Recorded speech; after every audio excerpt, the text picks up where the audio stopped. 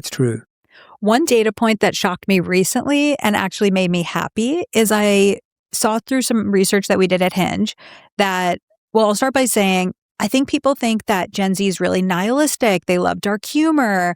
They're really pragmatic. And so I would have guessed that Gen Z was not romantic at all, that they would just be like, okay, like nothing else in the world is working out. I was born into this really tough moment in history, and I would think that they wouldn't be romantic.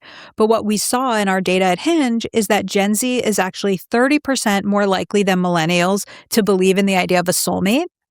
And they're 39% more likely than millennials to identify as someone who's romantic or idealistic about romance.